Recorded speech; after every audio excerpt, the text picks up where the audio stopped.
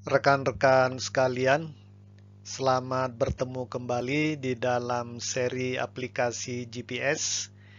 Kali ini kita coba selesaikan aplikasi GPS untuk kadaster. Kita akan melihat secara umum dan singkat bagaimana peran GPS untuk rekonstruksi titik-titik batas persil tanah, kemudian juga untuk penentuan dan pencarian lokasi persil tanah, kemudian untuk pemetaan kadaster secara fotogrametris, dan yang terakhir untuk pembangunan dan aplikasi sistem informasi pertanahan. Pertama-tama kita lihat rekonstruksi titik batas persil tanah dengan GPS ya, secara langsung dalam mode real time. Perlu diingat bahwa rekonstruksi persil tanah ini diperlukan dalam beberapa kondisi ya, yang terutama biasanya karena dampak dari bencana alam ya. Sebagai contoh di kasus gempa bumi dan tsunami Aceh tahun 2004, kita tahu banyak sekali batas-batas persil tanah yang hilang ya. Sudah pertama kena gempa, runtuh, kemudian kena tsunami, kemudian terbawa ke laut ya. Jadi batas-batas persil tanah akhirnya hilang ya. Nah, kemudian pasca bencana tentunya pemerintah dalam hal ini BPN dan juga pemilik tanah atau ahli waris tentunya kan ingin kembali membangun di lokasi persil tanah atau bidang tanah mereka sebelumnya. Nah, oleh sebab itu perlu dikembalikan ya. Dan bukan hanya tsunami mungkin ya, kalau misalnya atau katakanlah misalnya longsor ya, atau banjir bandang ya, sehingga menghilangkan batas-batas persil tanah atau bahkan bangunan di atas persil tanah tersebut ya. Sehingga ya memang perlu direkonstruksi ulang lah ya, untuk keperluan kemudian di rekonstruksi rehabilitasi kawasan tersebut ya, pasca gempa atau pasca tsunami atau pasca banjir atau pasca longsoran dan seterusnya ya. Nah, agar dapat direkonstruksi dengan GPS secara langsung, memang ini ada persyaratannya. Persyaratannya adalah bahwa koordinat titik-titik batas persil tanah ini sudah diketahui sebelumnya di dalam datum WGS 84 ya. Meskipun bisa saja misalnya koordinatnya diketahui dalam sistem proyeksi peta TM 3 derajat, tetapi datumnya WGS 84. Nah, kalau kawasannya memang terbuka setelah bencana gitu ya, nah bisa dilakukan langsung menggunakan metode RTK atau RTK network ya, untuk rekonstruksinya. Kita menggunakan langsung koordinatnya, katakanlah ini koordinat aslinya ya, yang sudah diketahui sebelumnya, dan ini koordinat pengamat saat ini. Kita tinggal bergerak saja sehingga posisi pengamat dan target ini berimpit, oh berarti lokasinya di titik tersebut ya. Jadi bisa RTK, RTK jaringan atau RTK network, bisa juga real time precise point positioning ya. Tapi kalau real time precise point positioning dan RTK network kan umumnya berbayar ya. Kalau mau tidak ya kita setup sendiri ya, single station RTK. Dan ini rekonstruksi bisa dilakukan secara real time ya. Jadi kalau batas persilnya banyak ya kemudian bisa dilakukan. Nah, memang permasalahannya itu kalau titik-titik batas persil tanah ini sebelumnya tidak punya koordinat dalam sistem WG 84. Nah, ini jadi masalah ya. Dan ini memang banyak terjadi pada saat pihak BPN ingin merekonstruksi batas-batas persil-persil tanah di kawasan yang terdampak tsunami ya di Aceh pada tahun 2004. Itu agak menyulitkan karena banyak persil tanah yang sebelumnya tidak mempunyai koordinat titik batas persil tanah dalam datum WG 84 ya. Nah, oleh sebab itulah belajar dari kasus tersebut, maka memang sebaiknya seperti yang sudah kita sampaikan pada seri sebelumnya, sebaiknya memang titik-titik batas persil tanah ini perlu ditentukan dalam sistem koordinat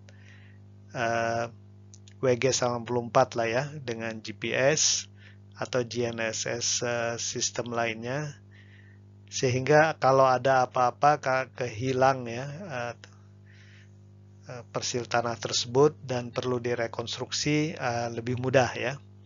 Tapi kalau belum ada, nah ini jadi masalah tersendiri ya. Itu kasus tersendiri yang mungkin perlu diskusi lebih panjang lah ya penjelasannya ya. Tapi kalau dengan GPS kita syaratnya ya koordinat titik-titik batas persil tanah ini harus diketahui sebelumnya dalam sistem WG 84 atau dengan kata lain ditentukan sebelumnya juga dengan GPS ya. Nah, seandainya kawasannya tertutup, jadi titik-titik batas persil tanah ini tidak mungkin langsung ditempati oleh receiver GPS, maka tentunya nanti ya rekonstruksinya harus dilakukan secara tidak langsung.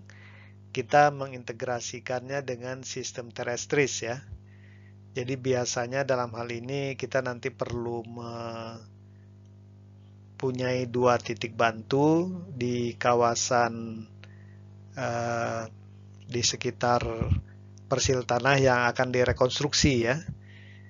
Jadi titik-titik bantu ini harus kita tentukan dulu koordinatnya secara diferensial terhadap titik kontrol, apakah itu titik kontrol KDKN, JKHN atau CORS ya, CORS-nya BIG atau CORS BPN ya, atau kita menggunakan RTK ya, stasiun RTK ya. Nah, kemudian dari titik-titik batas persil yang koordinatnya sudah diketahui sebelumnya, jadi kita menggunakan koordinat dari batas persil yang sudah hilang ini, tapi koordinatnya masih ada, kemudian juga dari koordinat titik bantu. Nah, kemudian kita bisa menghitung jarak dan sudut ke masing-masing titik batas persil ini. Jadi dengan menggunakan data hitungan jarak dan sudut-sudut ini, maka kemudian kita bisa merekonstruksi ya. Misalnya titik yang ini kita hitung 30 meter, sudutnya dari titik bantu 12 kira-kira 70 derajat. Jadi tinggal pasang di sini total station, tembak ke sana 70 derajat, kemudian kita cari jaraknya ke sini berapa, kita patok ya. Dan seterusnya untuk yang lain-lainnya ya. Umumnya karena proses ini tidak bisa betul-betul real time ya, perlu waktu lah. Jadi mungkin semi real time atau post processing ya. Jadi ini kira-kira metodenya. Tapi syaratnya sekali lagi ya kita harus tahu dulu koordinat titik-titik batas persil tanah ini dalam datum yang yaitu WG 84 ya, yang nantinya kita coba cari dengan bantuan metode GPS dan terestris ya. Nah, kemudian di samping untuk proses rekonstruksi, kita juga bisa menentukan lokasi persil tanah ataupun nanti mencari dengan menggunakan koordinat ya, yaitu dengan GPS. Jadi kita seperti menggunakan koordinat untuk identifier dari persil tanah ya. Jadi kan sebenarnya kalau koordinatnya sudah diketahui dengan GPS ya, dengan GPS kan misalnya sudah ditentukan, kita bisa menghitung kira-kira titik pusat dari persil itu koordinatnya berapa ya. Nah, kalau kita nanti mau cari di lapangan, kita cukup cari kira-kira titik tengahnya ini ya. Kita bisa pakai tipe navigasi lah ya. Kalau misalnya perlu mau lebih teliti, ya bisa pakai sistem diferensial GPS ya. Pakai pseudo range tapi diferensial 1-3 meter. Tapi kalau persil tanahnya relatif agak besar, ketelitian 3-5 meter sudah cukup ya. Jadi kita bisa menggunakan koordinat sebagai parcel identifier lah ya. Ini untuk memudahkan kalau misalnya ke lapangan. Jadi persil-persil tanah yang harus dicari dikasih koordinat titik tengahnya saja. Nggak perlu semua koordinat titik batas dikasih kan, terlalu banyak ya. Kasih titik tengahnya saja atau titik beratnya lah ya. Titik berat dari bidang tanah, dan itu yang ditentukan dengan GPS, dan juga bisa kemudian untuk identifier kalau kita ingin mencari persil tanah tersebut di lapangan ya. Kalau untuk keperluan macam-macam lah ya. Kalau misalnya kita ingin menjual persil tanah dan kita ingin pembelinya itu lihat-lihat dulu, kita kasih tahu saja ini lokasinya kira-kira. Nah, dia tinggal main-main lihat ya. Dan kemudian juga untuk banyak aplikasi lah ya. Perlu ini ya, identifier. Dan identifier koordinat GPS ini karena sifatnya global, relatif akurat ya, datumnya juga konsisten, nah itu lebih mudah dicari lah ya dengan GPS juga ya. Apalagi sekarang kan GPS itu sudah ada di handphone ya, jadi orang yang nyari juga lebih mudah lah ya. Nah, kemudian juga GPS ini akan berperan dalam pemetaan kadaster ya, secara fotogrametris, apakah menggunakan pesawat, UAV, atau drone ya. Karena untuk berbagai keperluan, nanti untuk berbagai keperluan pemetaan tanah secara sistematik ya, biasanya perlu foto udara, apalagi di kawasan urban ya, perkotaan, untuk setidak-tidaknya melihat mengidentifikasi jumlah persil ya, kemudian distribusi persil tanah di mana saja dan seterusnya ya. Nah, GPS di sini akan punya sejumlah peran ya. Yang pertama tentunya untuk penentuan GCP ya. Jadi untuk pemotretan udara kita perlu sejumlah GCP atau Ground Control Points di kawasan pemotretan. Nah, itu bisa ditentukan dengan GPS. Biasanya dengan survei statik atau RTK ya, karena ketelitiannya kan biasanya diperlukan dalam level beberapa senti lah. Nah, kemudian juga untuk navigasi pesawat ya selama pemotretan, agar pilot bisa menerbangkan pesawat dalam jalur pemotretan yang sudah dirancang sebelumnya ya, dan juga untuk kapan exposure pengambilan gambar dilakukan juga itu kan berdasarkan nanti koordinat ya. Dan memang yang paling mudah ya dengan GPS ya. Kemudian juga untuk penentuan koordinat titik pusat exposure kamera ya, sebenarnya ini sudah biasa dalam pemotretan. Jadi dalam rangka mengurangi jumlah titik kontrol di tanah, biasanya kita perlu juga menentukan koordinat titik pusat exposure kamera ya. Jadi seolah-olah kita punya juga titik kontrol di ketinggian terbang ya. sehingga nanti mengurangi jumlah titik kontrol yang perlu dibangun di darat. Nah, kalau dengan GPS ini lebih memudahkan ya. Jadi GPS-nya juga bisa dipasang langsung di atas ya. Jadi dalam hal ini GPS untuk navigasi dan untuk penentuan koordinat titik pusat exposure kamera ini biasa berbeda lah ya ketelitiannya. Yang untuk penentuan titik pusat exposure kamera ini lebih teliti ya.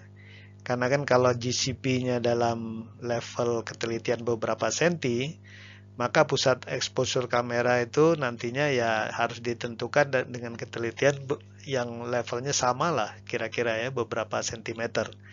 Karena kan dua-duanya nanti ini fungsinya seperti ground control ya, yang satu di tanah, yang satu di level terbang ya. Nah, kemudian sebenarnya ini bisa juga ya. Meskipun biasanya selama ini kalau parameter orientasi dari pesawat terbang itu dari unit IMU lah ya, dari inertial ya, inertial measuring units. Tapi sebenarnya kalau kita menggunakan GPS dengan 3 antena juga bisa ya. Ini optional lah ya. Nah, jadi ini peranan GPS secara umum dan singkat ya untuk membantu pemetaan kadaster secara fotogrametris ya. Tentunya kalau kita bahas satu persatu nanti juga memang ini menarik juga ya. Tapi nanti di sesi tertentu lah ya, mungkin ya, insya Allah ya. Nah, kemudian nanti kita lihat GPS juga akan berperan dalam pembangunan dan aplikasi sistem informasi pertanahan ya. Seperti kita ketahui, sistem informasi pertanahan ini juga perlu ya untuk manajemen pertanahan atau untuk administrasi pertanahan, bahkan sangat perlu ya.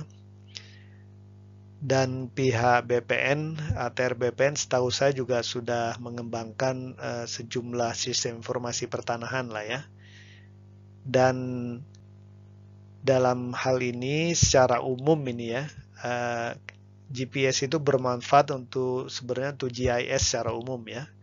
Dalam hal ini ya memang dicontohkan sistem informasi pertanahan ya. Sebagai contoh, ini ada beberapa peran lah ya yang bisa dimainkan oleh GPS untuk pembangunan dan aplikasi sistem informasi pertanahan. Yang pertama, GPS sebagai pengkorelasi data. Dalam artian kita ketahui biasanya sistem informasi pertanahan itu punya sejumlah layer informasi ya. Apakah layernya itu land use, kemudian masalah aspek legalnya ya, kemudian masalah status sertifikat, kemudian masalah mungkin nilai objek tanah ya, dan seterusnya ya. Biasanya informasi-informasi ini yang nanti akan ditumpang susunkan ya. Nah, agar bisa bermanfaat tentunya semua layer informasi ini harus mengacu ke sistem referensi koordinat yang sama. Nah, dalam hal ini kalau kita menggunakan GPS lebih mudah karena semuanya nanti sistem referensi koordinat atau datumnya sama, yaitu WG84 ya. Jadi dalam penyusunan layer-layer informasi sebelumnya memang sebaiknya menggunakan GPS ya untuk penentuan titik-titik kontrol yang digunakan ya. Kemudian tentunya GPS bisa untuk ground truthing ya. Jadi maksudnya kalau kita punya sistem informasi pertanahan mungkin ada di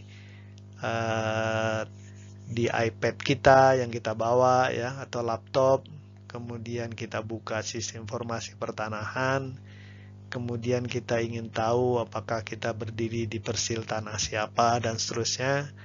Nah, di lapangan kita bisa cek pakai koordinat ya, pakai koordinat GPS, dan kemudian kita bisa tahu, oh kalau koordinat sekian berarti saya saat ini berada di mana ya, di persil tanah punya siapa. Atau kalau saya ingin tahu ini sebenarnya land use-nya bagaimana atau status legal persil tanah tempat saya berdiri bagaimana ya. Jadi identifiernya itu koordinatnya, dan itu dari GPS ya. Kemudian juga kalau saya ingin retrieval data ya, informasi yang paling mudah itu memang menggunakan koordinat ya. Dan koordinatnya ya dalam datum yang unik tunggal digunakan oleh seluruh layer informasi ya, sehingga lebih mudah ya. Kemudian juga kalau untuk pembangunan sistem informasi pertanahan, sebenarnya GPS ini seperti Earth Digitizer juga ya. Jadi kalau ada objek-objek baru di lapangan ya, ingin di-tag langsung ya, menggunakan GPS bisa ya. Atau mungkin ada hal-hal baru di suatu kawasan yang belum ada di sistem informasi, di database sebelumnya, nah itu bisa langsung di tag atau di digit ya langsung ya. Jadi GPS sebagai pendigitasi bumi lah ya, langsung ya, secara real time di lapangan ya. Dan kemudian tentunya karena GPS itu sekarang sudah ada di mana-mana ya, terintegrasi ke iPad, terintegrasi ke handphone ya. Maka sekarang sistem informasi pertanahan ini sudah tidak diam di kantor lagi kayak dulu kan. Biasa kalau kita punya GIS system kan adanya di desktop ya, waktu zaman belum internet belum inilah ya. Jadi kita kalau mau ngecek file segala macam harus buka desktop dan segala macam. Nah sekarang ini dengan komunikasi data dan internet connection yang bagus, biasanya ya kita GIS itu sudah punya situs lah ya, web GIS, sehingga di lapangan pun kemudian pakai handphone kita tinggal buka Google Chrome, mungkin bisa masuk ke portal dari sistem informasinya ya. Kemudian kita klik-klik, kemudian karena handphone kita juga punya GPS ya, kita bisa langsung masuk dan macam-macam ya, untuk ground truthing, pemanggilan data dan analisa ya, langsung di lapangan ya. Jadi GPS ini memang membawa sistem informasi itu langsung ke lapangan ya. Ini kira-kira peran GPS secara umum dalam pembangunan dan aplikasi sistem informasi pertanahan ya. Dan kita lihat nanti dengan kemajuan teknologi informasi ya, apalagi nanti 5G ya, semakin ini, wah saya pikir nanti memang orang tinggal buka sistem informasi atau web GIS atau geoportal pertanahan langsung aja ya di lapangan, pakai iPad, pakai handphone ya segala macam ya. Dan untuk bisa melakukan banyak hal ya langsung di lapangan ya. Dan keuntungannya itu ya itu, konektor korelatornya itu adalah location ya, location, accurate location dalam datum yang jelas ya, yaitu dalam hal ini menggunakan GPS ya. Meskipun nanti ada sistem-sistem GNSS lainnya, karena sistem referensi koordinat semua sistem satelit ini bedanya juga di level-level yang ya 1-2 cm gitu ya, atau bahkan lebih baik. Maka memang pemanfaatan GNSS nanti dalam pembangunan aplikasi sistem informasi pertanahan semakin menjanjikan lah ya, semakin promising ya. Apalagi nanti teknologi-teknologi 4.0 masuk ya, artificial intelligence, kemudian blockchain ya, big data analysis, nanti akan lebih menarik ya. Kira-kira itu secara singkat aplikasi GPS dalam bidang kadaster. Insya Allah berikutnya nanti kita lihat aplikasi GPS di bidang lainnya ya. Nanti kita lihat, saya pilih mana yang kira-kira menarik dan cocok untuk kita-kita di Indonesia ya. Begitu saja, terima kasih. Jaga kesehatan, jaga prokes. Wassalamualaikum warahmatullahi wabarakatuh.